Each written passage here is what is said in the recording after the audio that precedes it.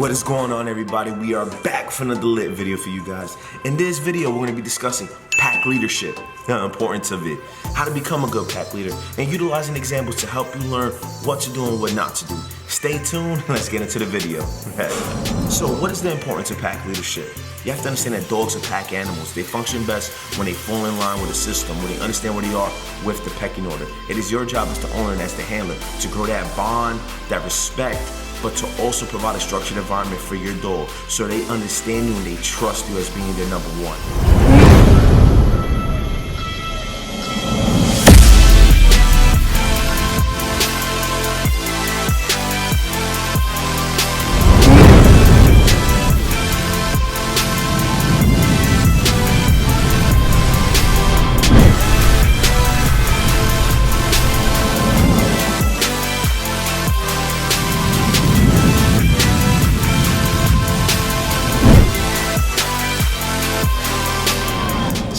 What does it take to become a good pack leader? That's the question everybody wants to know, right? How do I become the best?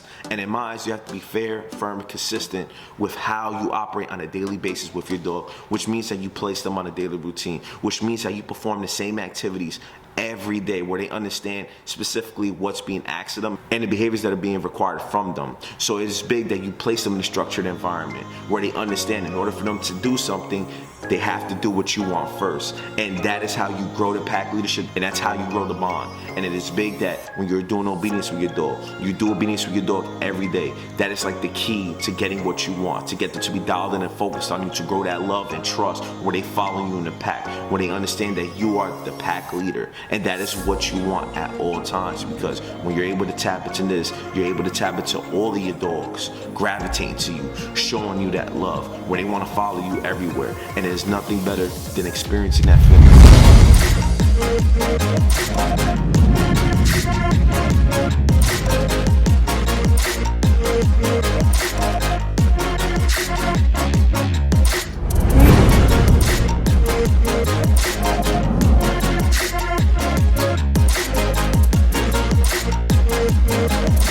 So what behaviors aren't conducive to great pack leadership? Well, number one, you have to correct things as a puppy, right? Which means that if your puppy tries to nibble on people at a very young age, that is no good. You have to cut it out at a young age. You have to perform the correction. So what happens if I fail my dog as a pack leader and I don't correct them as a nibbler?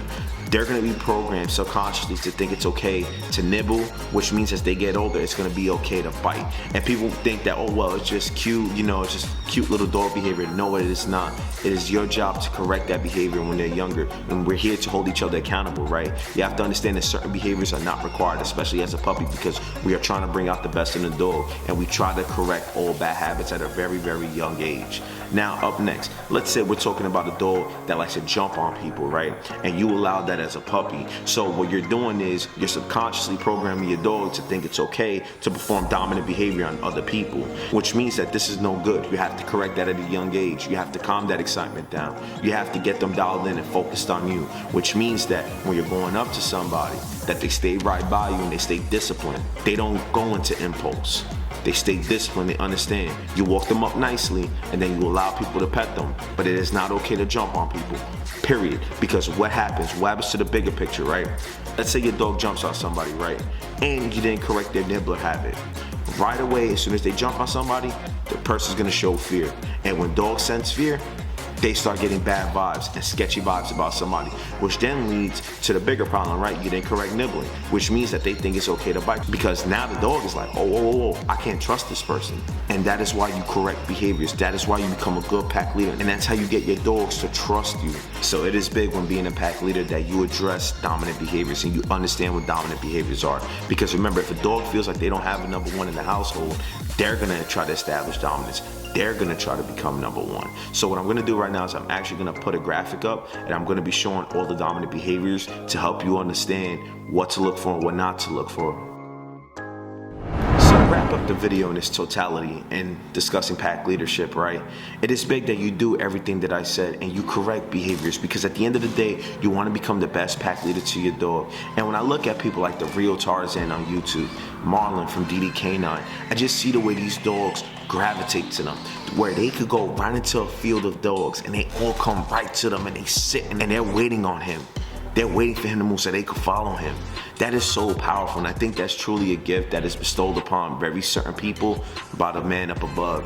I truly believe that, and it is just a gift to be able to have that and be able to show that max amount of love to them, where those dogs just want to do nothing else than be in your company.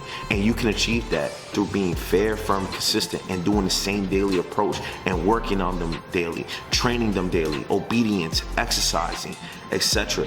Anything that it takes to get them to the next level is what you have to do.